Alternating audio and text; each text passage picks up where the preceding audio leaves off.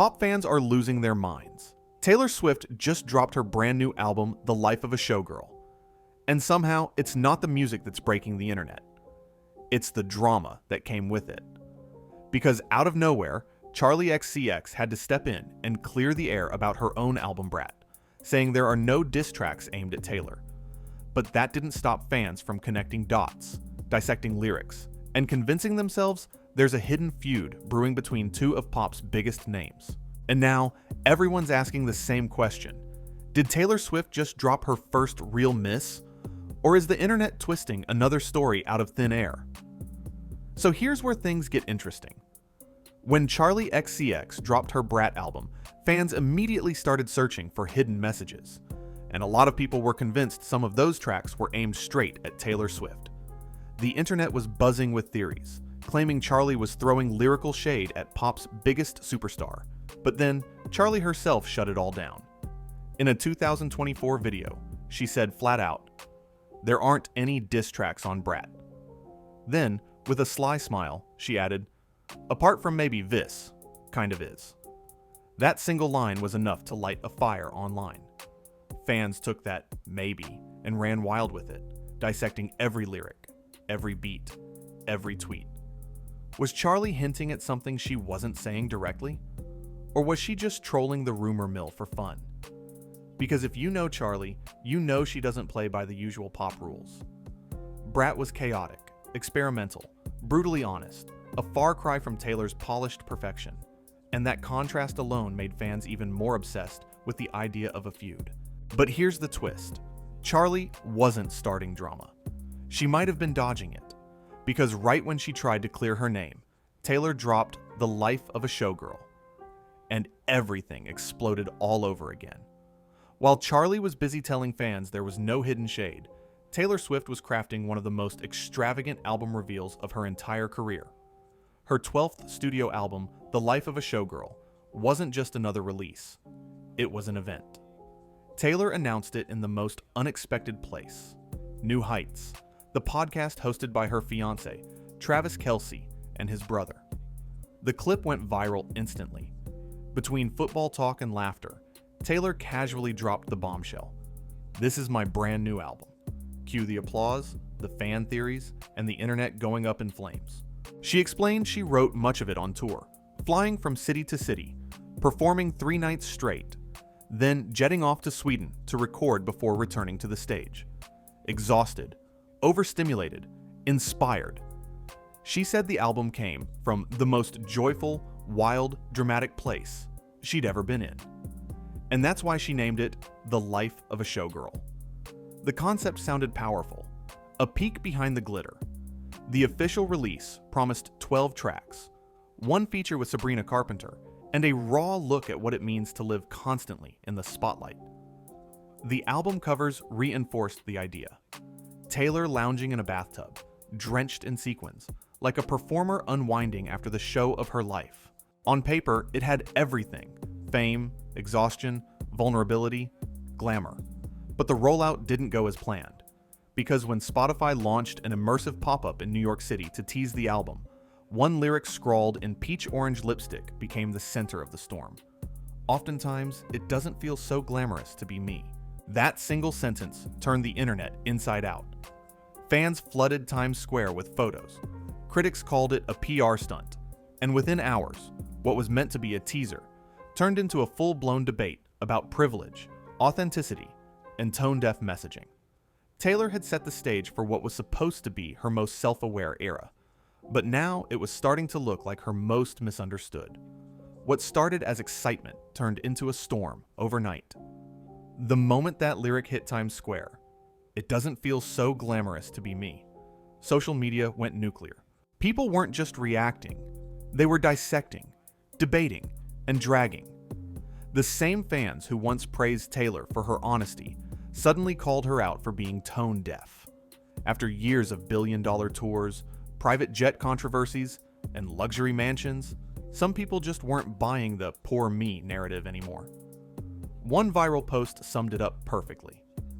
Taylor really said being the highest-paid pop star alive doesn't feel glamorous. Yeah, I bet flying private to your 18th mansion must be rough. Another comment read, "Even if the song ends up being great, this is a terrible lyric to lead with. It's out of touch. We're all out here trying to pay rent, and she's sad about being famous." The backlash spread fast. TikTok edits, think pieces, Reddit threads. Everywhere you looked, people were debating whether Taylor had finally lost touch with reality. Even longtime fans admitted this rollout didn't land. And while the internet argued, something bigger started happening. The conversation shifted from music to meaning. Was Taylor being misunderstood, or was this a glimpse into her ego? Had she crossed that invisible line between relatability and self-absorption? Because for years, Taylor built her empire on connection, making fans feel seen. But this time, her lyric made people feel alienated. The sparkle that once made her untouchable suddenly felt hollow. And that's when the accusations started piling up. Tone-deaf lyrics, hidden biases, and claims of microaggressions buried in the tracks. The conversation wasn't just about a pop star anymore. It was about privilege, image, and who gets to play the victim in the spotlight.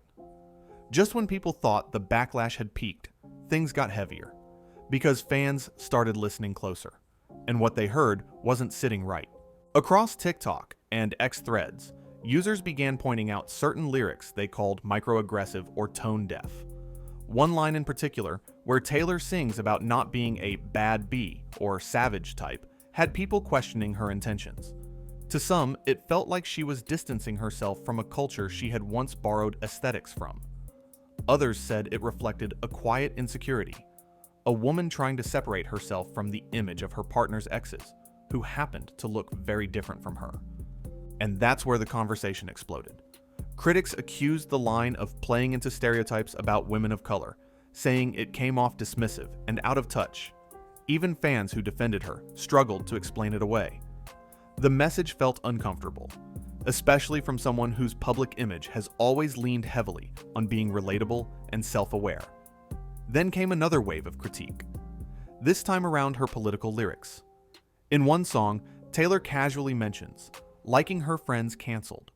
Many fans interpreted it as her brushing off her circle's controversial views, some even linking it to the idea that she keeps company with people who've supported divisive politics. One viral comment read, "So basically, Taylor's saying she doesn't care if her friends support the wrong things, as long as they're her friends." That hit a nerve. For a lot of listeners, it wasn't just about what Taylor said, it was about what she didn't say. Silence in moments like these feels louder than lyrics. And then came the part that no one wanted to say out loud. Maybe Taylor wasn't as progressive as her image suggested. Maybe her carefully crafted every woman persona had finally cracked. Still, a few voices online pushed back, arguing that people were overanalyzing, that Taylor's words were being twisted by outrage culture. But by that point, it didn't matter. The damage was done. The lyrics had become headlines, and the headlines had become the story. As the controversy swirled, another conversation started bubbling up, and this one hit even closer to home for fans of pop music. Because while people were tearing apart Taylor's lyrics, others noticed something else. Her sound felt different. Some fans said they could hear shades of Sabrina Carpenter in the talk singing, the cheeky one-liners, the almost conversational tone of the new tracks. Others swore parts of the life of a showgirl sounded eerily similar to Charli XCX's Brat. Bold synths, stripped down beats, a touch of chaos. Now, influence in pop isn't new. Artists borrow from each other all the time, but this time it didn't feel like homage.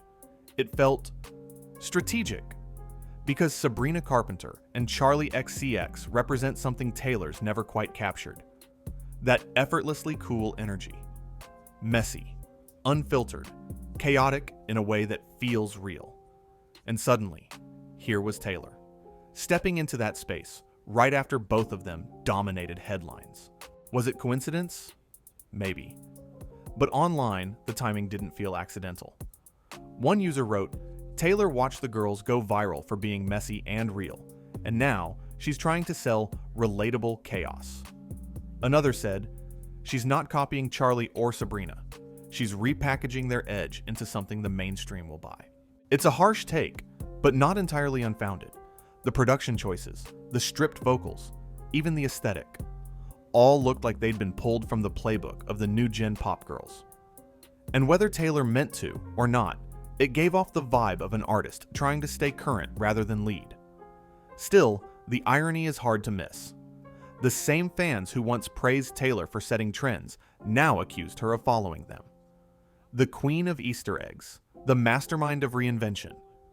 Suddenly, people were wondering if she'd finally run out of ways to surprise us. But in a strange twist, that's exactly what made The Life of a Showgirl so fascinating. It wasn't just a pop record, it was a mirror, reflecting how fame, influence, and competition blur together in an industry where every move is dissected and reinterpreted. And in that reflection, one question hung in the air. Is Taylor Swift evolving, or just chasing relevance? By the time The Life of a Showgirl officially dropped, you'd think Taylor and Charli had declared war. But here's the thing, they never did. The feud wasn't real. The internet made it that way. It started as speculation. Fans comparing lyrics, timing, even the way Charli described her own album. Brat was raw, messy, unapologetic. It felt like rebellion in music form. Taylor's Showgirl era, on the other hand, was polished, theatrical, and drenched in metaphor. Two sides of the same coin, and fans love a good rivalry, especially one that feels like cool girl versus mainstream queen. Soon, TikTok edits painted Charli as the fearless underdog and Taylor as the out-of-touch megastar. Tweets turned into essays. Reaction videos broke down facial expressions, red carpet outfits, and one-word comments. It became less about art and more about allegiance. But the truth? Both women were just doing what artists do, creating from their perspective. Charli's chaos was her expression of honesty. Taylor's spectacle was hers. Yet, social media doesn't want balance. It wants conflict. Because let's be real, outrage gets clicks, drama trends, and in 2024, pop culture isn't just about the music anymore. It's about the narrative fans can build around it. Every song becomes a clue, every lyric a target. Even when Charli herself said there were no diss tracks on Brat, people didn't believe her. That simple denial only fueled more theories, like she was being sarcastic or hiding something. The more she tried to end the rumor, the bigger it got. And Taylor? She didn't even have to say anything. Her silence was interpreted as shade. Every move she made was framed as a response, a look, a lyric, a laugh, all turned into ammunition. At that point, it stopped being about music entirely. It became a game of decoding, fans reading between the lines of two women who never even spoke each other's names. And maybe that's the real irony. In trying to prove who's realer, who's cooler, and who's winning, fans ended up proving exactly what both albums were about in the first place. The exhausting circus of fame and perception. At this point, the drama wasn't really about Charli or Taylor anymore. It was about what happens when fame becomes a mirror, one that reflects not who you are, but what people need you to be. Because whether you love Taylor or not, there's no denying the weight she carries. Every lyric, every outfit, every facial expression becomes a headline. When she sings about exhaustion, people call her privileged. When she celebrates herself, they call her arrogant. It's a lose-lose cycle, one where every truth gets twisted to fit someone's narrative. And Charli? She's on the opposite end of that same spectrum. She built her identity on rebellion, authenticity, and being too real for the mainstream. But even she can't escape the constant demand for transparency, the pressure to explain what her art really means. When she says there's no beef, fans demand proof. When she ignores it, they assume guilt. In a way, both women are trapped in the same loop, different altitudes, same air. Fame, no matter how it looks, is still performance. Whether it's a stadium tour or a viral TikTok snippet, the spotlight burns just as bright. That's what makes The Life of a Showgirl such an ironic title. Taylor wanted to show the unglamorous side of fame, but fame doesn't let you be unglamorous. The moment she tried to be vulnerable, people called her fake. And when she tried to own her power, they said she was out of touch. maybe that's what she meant all along. That no matter how honest you are, once the world's watching, your truth stops belonging to you. And Charli's Brat says the same thing in a different language. That it's messy, chaotic, and maybe a little bit self-destructive to be a woman trying to stay real in an industry built on illusions. In the end, the so-called feud might have just been two sides of the same story. One woman fighting to stay authentic in chaos, and another trying to stay human in perfection. Both misunderstood, both exhausted, both still creating through the noise. When the lights fade and the stage empties, what's left is the same question every artist faces. Who am I when the audience stops clapping? Taylor's Life of a Showgirl tried to answer that. Charli's Brat did too, just in a louder, messier way. One album sparkled with confessions from a billion-dollar pop icon. The other snarled with chaos from a boundary-pushing visionary. Both were trying to say the same thing. This is what it feels like to live under the spotlight and still crave something real. But the internet doesn't like nuance. It likes teams, villains, and gotcha moments. So instead of listening, people turned it into a scoreboard. Charli versus Taylor real versus fake. Underdog versus empire. And somewhere in all the noise, the actual art, the music, got lost. Maybe that's the real tragedy of fame today. It's not that artists can't be honest. It's that honesty doesn't survive the scroll. Vulnerability gets turned into headlines, and emotion gets edited into memes. So when Taylor sings that it doesn't feel so glamorous to be me, maybe she's not asking for sympathy. Maybe she's admitting something that every public figure eventually learns. That the higher you climb, the less human you're allowed to be. And when Charli says there's no diss track, maybe what she really means is, the drama was never the point. The art was. At the end of the day, both of them are living versions of the same story. Two women standing in different spotlights, fighting the same invisible battle to stay seen, stay real, and stay in control of their own narrative. Because under all the glitter, under all the noise, the truth is simple. Fame isn't freedom. It's performance. And not even the showgirls get to walk off stage whenever they want.